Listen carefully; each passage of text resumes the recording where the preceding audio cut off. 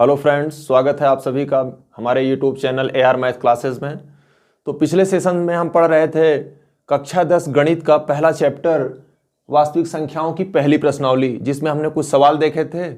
और अभी इस सेशन में जो सवाल बचे हुए हैं उसको हम देखते हैं।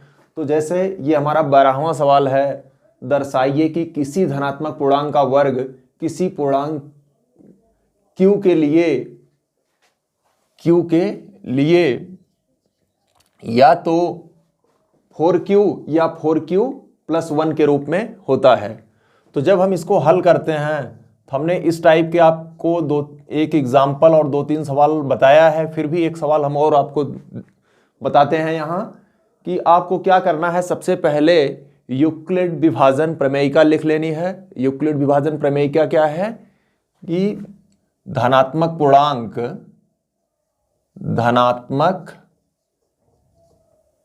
पूर्णांक a और b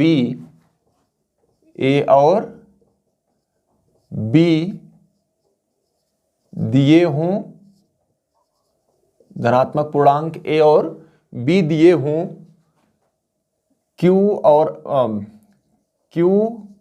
और r दो पूर्णांक विद्यमान हों, दो पूर्णांक विद्यमान हो कि a = bq + r, जहां r is greater than r = 0 less than b। आपका ये क्या है, यूक्लिड विभाजन प्रमेयिका। भाज्य बराबर भाजक गुणे भागफल धन शेषफल। ये जो शेषफल होता है वो या तो 0 होता है या 0 से बड़ा होता है, लेकिन जो भाजक होता है उससे छोटा होता है। ये यूक्लिड विभाजन प्रमेयिका। हमने बताया कि जो सवाल दर्शाना हो या इस टाइप से सवाल लगाना हो, कम से कम ये तो आपको लिख ही लेना है। ठीक, अब देखिए यहाँ क्या लाना है, 4q या 4q + 1। तो हमने आपको बताया कि जब आपको ये जितना लाना है, यहाँ 4 लाना है, तो b बराबर क्या लिख देंगे, b बराबर 4 रखने पर, b बराबर 4 रखने पर जब आप b का मान 4 रखिएगा तब ये इसी में रखना होता है। ये a बराबर bq + r जो दिया है, तो यहाँ से a = 4q + r, ये हो जाएगा आपका इतना, जहां r is greater than r = 0 less than b, और b बराबर आपने रखा क्या है, 4। आई होप ये क्लियर होगा। यहां बस एक चीज आपसे है कि आपको q के रूप में लाना था, ठीक है, और q ऑलरेडी यहां है। तो आप चाहें तो इस q की जगह आप कोई दूसरा पूर्णांक यम यन और भी q के अलावा कुछ ले लीजिए, q के अलावा कोई और पूर्णांक ले लीजिए, या फिर रहने दीजिए ऐसे ही, इसमें कोई फर्क नहीं पड़ता आपका। तो यहां आप देखिए जो r का मान है वो 0 या 0 से बड़ा है और 4 से छोटा है। तो r के कितने पूर्णांक हो सकते हैं, एक तो 0 हो सकता है क्योंकि ये कहा है 0 या 0 से बड़ा, दूसरा 1 हो सकता है, तीसरा 2 हो सकता है, और चौथा 3 हो सकता है। इसके बाद 3 से बड़ा पूर्णांक 4 होगा, लेकिन ये 4 से क्या है, कम है। अब हमने आपको बताया कि r बराबर एक बार 0 लेंगे, फिर एक बार r बराबर 1 ले, मतलब r के ये जितने मान आएंगे बारी बारी आप यहां रखेंगे। तो r बराबर 0 रखने पर, r बराबर 0 रखने पर, हालांकि अगर b बराबर आप 2 भी रखते, इसमें b बराबर 2 रखते, तो ये सवाल थोड़ा सा छोटा होता, लेकिन हमने आपको बताया है कि यहां जितना रहे उतना रखेंगे तो ज्यादा बेटर होगा। तो एक ही चीज आप जानते रहिए, b बराबर 2 रखते, वर्ग करते तो 2 दूना 4 आ जाता।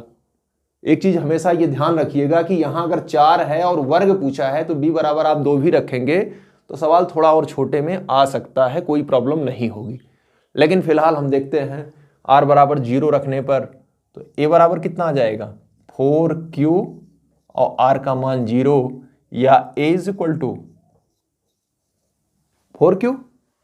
अब देखिए सवाल पढ़िए, किसी धनात्मक पूर्णांक का वर्ग, ये किसकी बात कर रहा है? वर्ग की बात कर रहा है।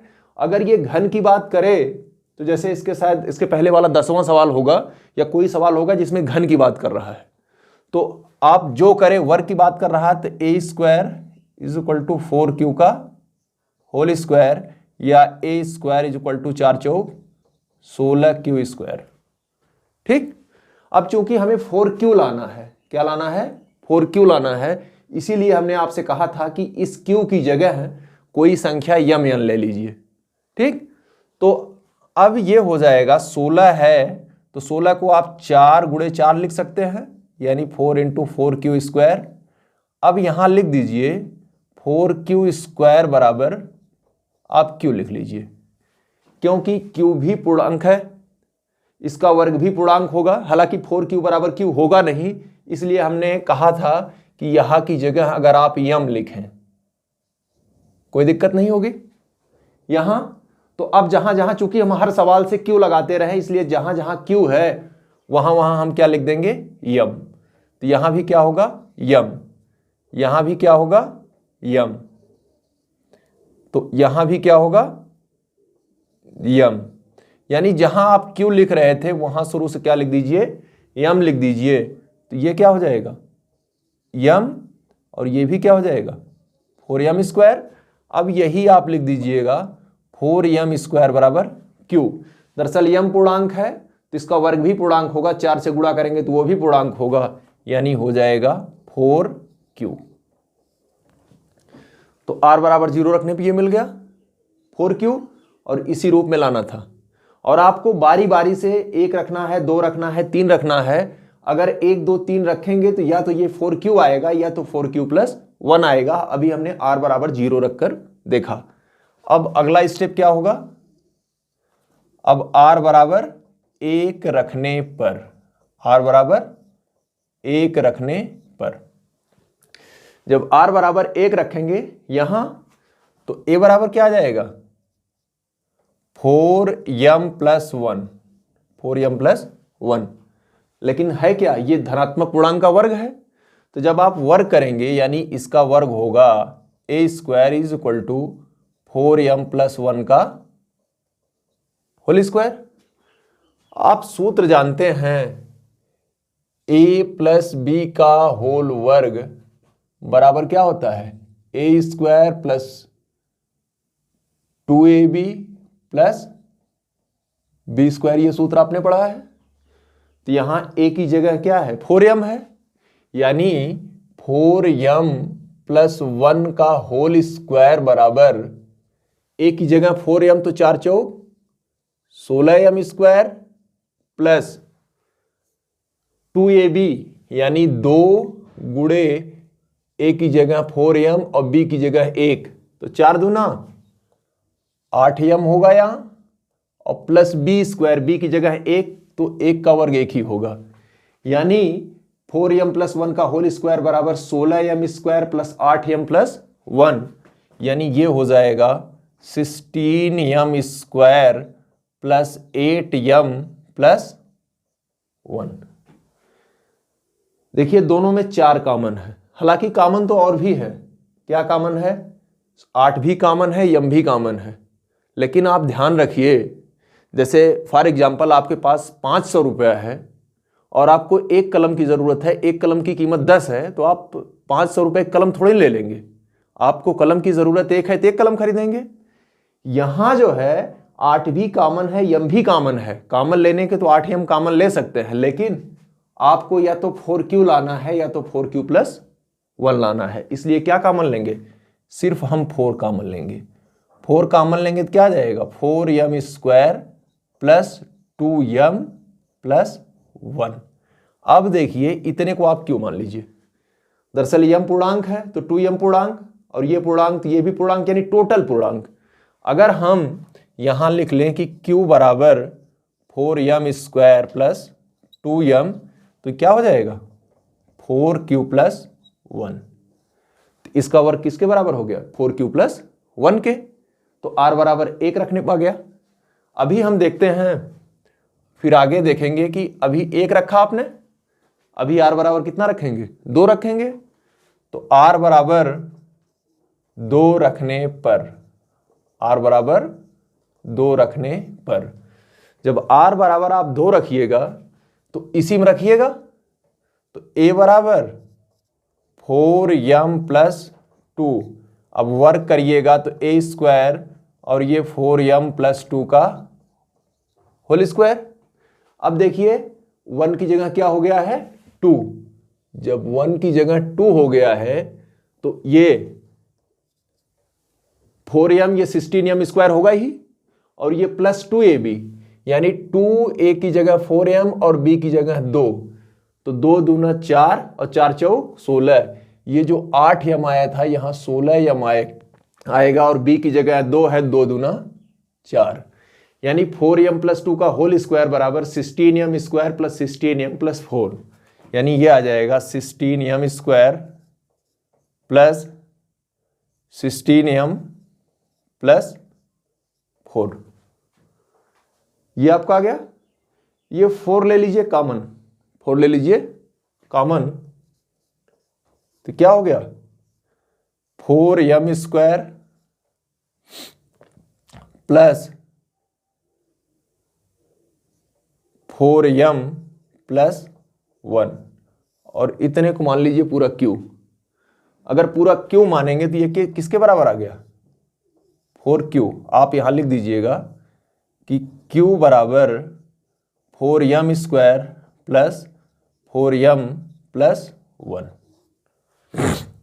तो आप देखिए जब आपने 0 लिया तो 4q आया, 1 लिया तो 4q प्लस 1 आया, फिर जब आपने 2 लिया तो ये फिर से 4q आ गया, और अब की बार r बराबर 3 रखने पर, r बराबर जब 3 रखेंगे तब a बराबर क्या आ जाएगा, a बराबर 4m प्लस r, यानी 4m प्लस 3। फिर आप वर्क करिएगा तो a स्क्वायर बराबर, देखिए a प्लस b का होल स्क्वायर हम डायरेक्ट लिख दे रहे हैं, ये आ जाएगा 16m square plus 24m plus 3 Trika 9। I hope ये क्लियर होगा।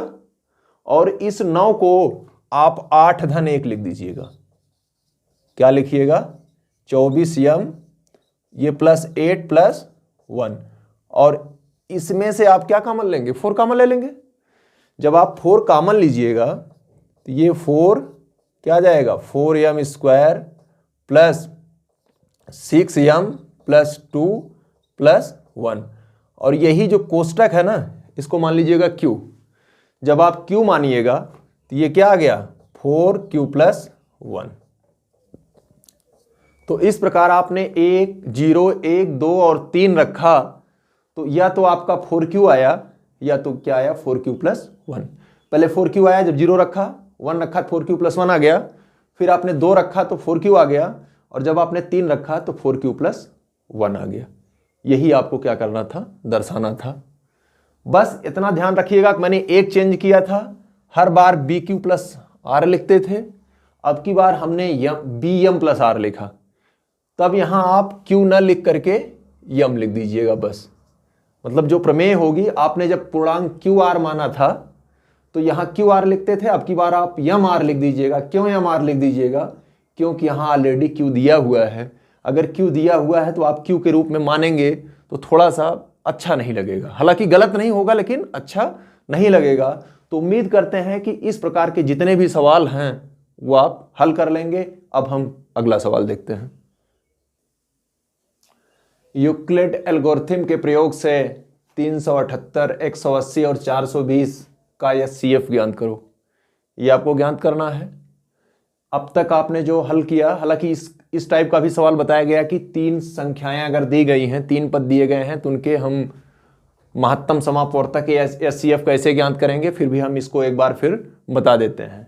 तो आप तीनों लिख लेंगे, 378, 180 और कितना 420, ये 420, ये तीनों का HCF ज्ञात करना है। तो हमने आपको बताया कि जब 3 संख्याओं का HCF ज्ञात करना हो तो आप पहले दो छोटी संख्याएं लेते हैं, उनका एचसीएफ निकालते हैं, यानी 378 और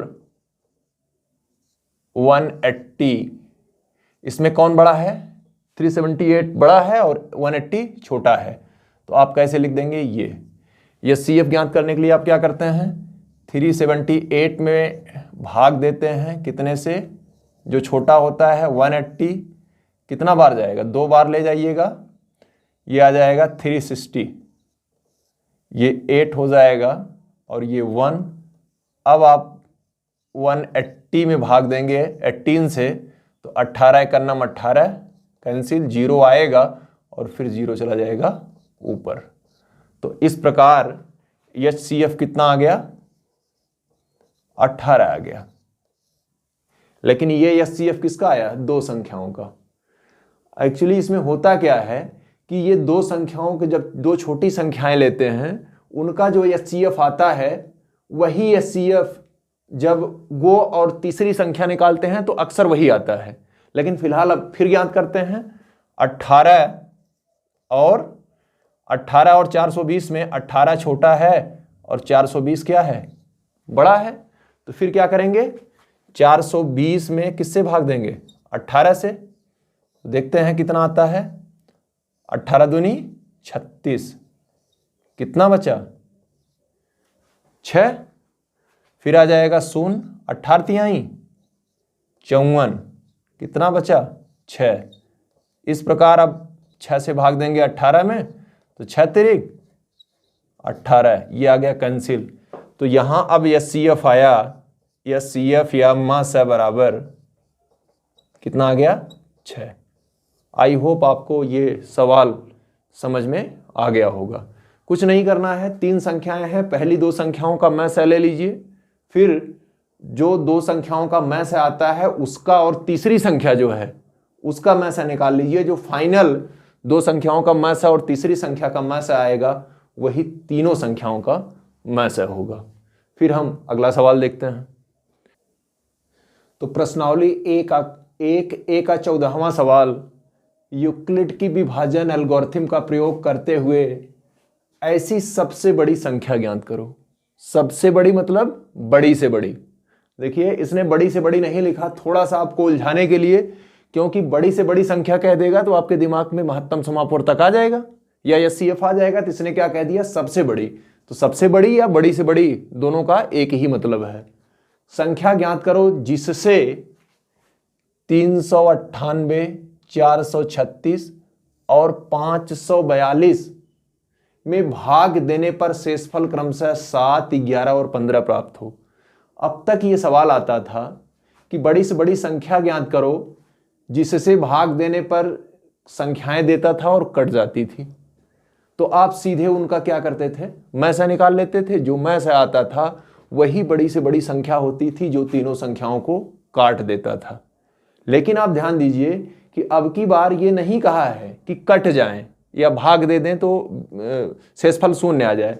अब की बार कहा है कि भाग देने पर क्रमशः, यानी 398 में भाग दें तो 7 शेष बचे, 436 में भाग दें तो 11 शेष बचे और 542 में भाग दें तो कितना शेष बचे?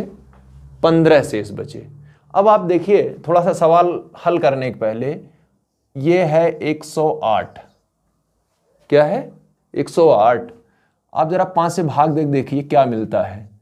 5 दूनी 10 कैंसिल, और 5 इकन्ना में 5, 3। अब ध्यान दीजिए, यानी 108 में अगर 5 से भाग दे रहे हैं तो शेषफल कितना बच रहा है? 3 बच रहा है। जितना शेषफल बच रहा है अगर वही संख्या 108 में से घटा लें, यानी 108 में से शेषफल घटा लें तो क्या आ गया? 105। और अब देखिए, जब 105 में आप 5 का भाग देंगे तो 5 दूनी 10 कैंसिल, और 5 इकन्ना में 5, यानी जितना शेषफल बच रहा है अगर शेषफल घटा लें तब आप देखेंगे कि अब जो शेषफल, मतलब शेषफल जितना बच रहा है उतना घटाने पर जो बचता है अगर उसमें भाग देंगे तो शेषफल क्या आ जाएगा? शून्य आ जाएगा। अब वही चीज यहां आप अप्लाई कर दीजिए। 398 में शेषफल कितना है 7, 436 में शेषफल कितना है 11 और 542 में शेषफल कितना है 15। तो आप एक काम करिए 398 माइनस 7, 398 माइनस 7 करेंगे तो क्या आ जाएगा 391। 436 में भाग देने से शेषफल कितना आ रहा है 11, तो इसमें 11, ये कितना आ जाएगा 5 और फिर 2 यानी 425। और जब 542 442 में कितना शेष आ रहा है 15, ये कितना आ जाएगा 7, 12 में से 5 गए 7, अब 3 बचा, 3 में से 1 गए 2, ये 527। अब आपको 3 संख्याएं मिल गई।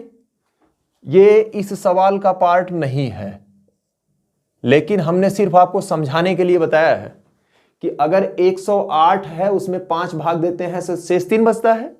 अगर 108 में से 3 घटा लें तब भाग देंगे, शेषफल क्या आ जाएगा 0। तो आप देखिए 398 में भाग देते हैं तो 7 शेष बच रहा है। और बड़ी से बड़ी संख्या कैसे निकलती है, बड़ी से बड़ी संख्या, कई संख्याओं को विभाजित करने वाली बड़ी से बड़ी संख्या कैसे निकलती है, मासा लेना पड़ता है। तो आप इनका डायरेक्ट मासा नहीं ले सकते, क्योंकि मासा का मतलब होता है जो पूरा पूरा विभाजित कर दे, और यहां किसकी बात कर रहा है, शेष की बात कर रहा है।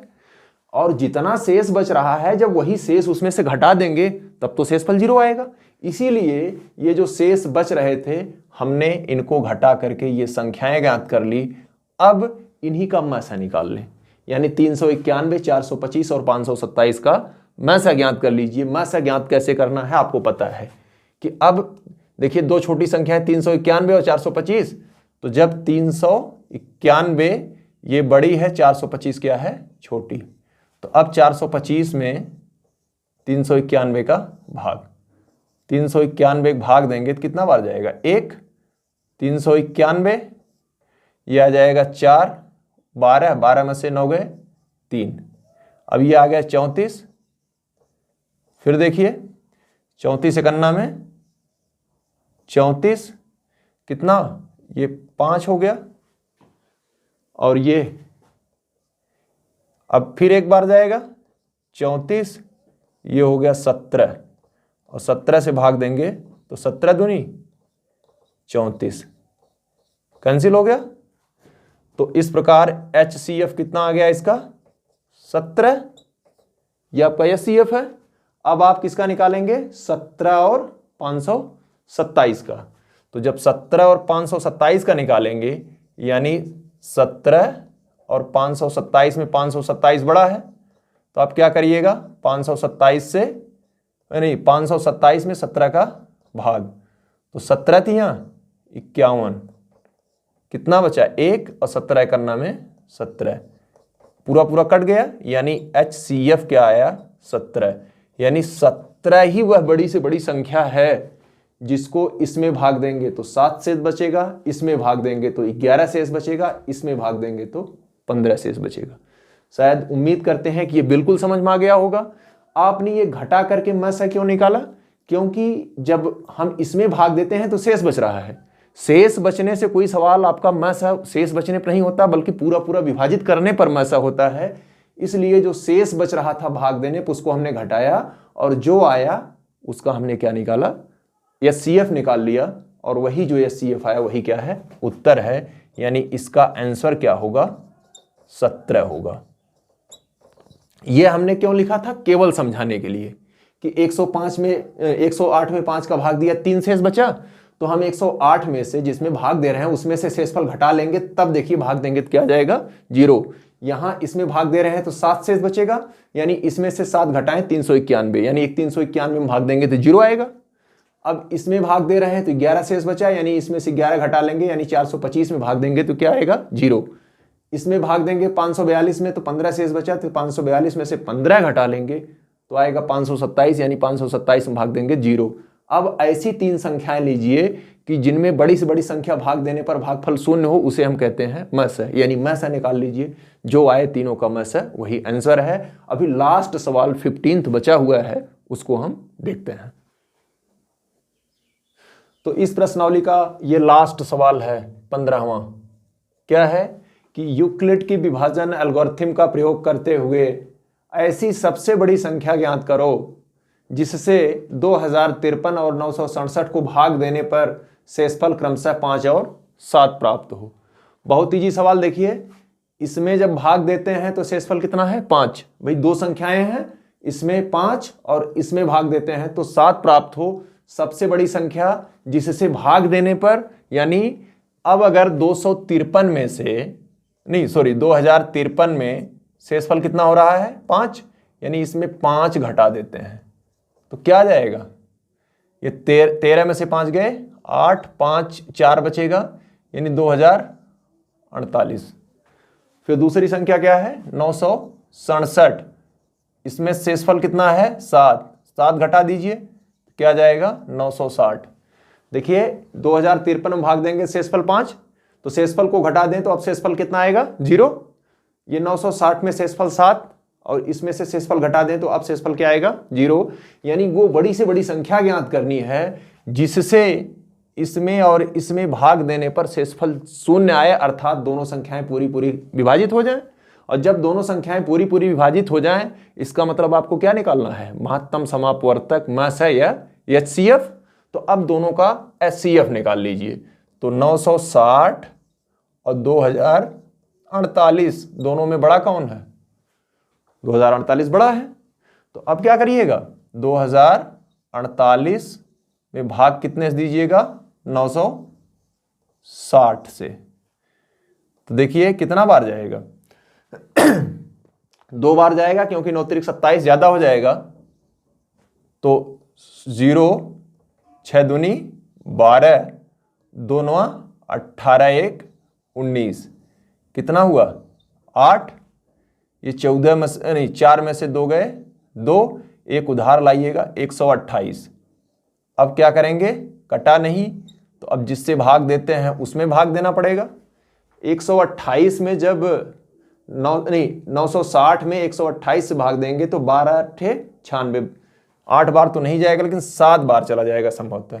7 8 56, हासिल 5, 7 दूनी 14, 5 19। फिर से देखिए 7 8 56 की 6, हासिल 5, 7 दूनी 14, 5 19, 1 और 7 1 9 7 1 8। अब कितना आया? यहाँ 4 आ गया, यहाँ 5 बचा, 1 उधार लाएंगे 15, ये आ जाएगा 64। और ये फिर क्या हो जाएगा? 128 और 64 दूना 128। तो इस प्रकार HCF क्या आ गया? 64 आ गया। यानी 64 ही वो बड़ी से बड़ी संख्या है जिसको 2053 में भाग देंगे तो 5 शेष बचेगा और 967 में भाग देंगे तो 7 शेष बचेगा। यही आपका क्या है? आंसर। तो उम्मीद करते हैं कि ये सवाल आपको समझ में आए होंगे। इस प्रकार ये अब प्रश्नावली एक एक के सारे सवाल आपके कंप्लीट हो गए। अगले वीडियो में हम दूसरी प्रश्नावली से संबंधित जो आपके थियरी और सवाल होंगे, एग्जाम्पल्स होंगे, उसको हम हल करेंगे। अगर वीडियो आपको समझ में आ रहा है तो आप ज़्यादा से ज़्यादा शेयर कीजिए, जिससे ये वीडियो ज़्यादा से ज़्यादा लोगों तक पहुँचे और लोग इसका लाभ उठाएं। Thanks for watching.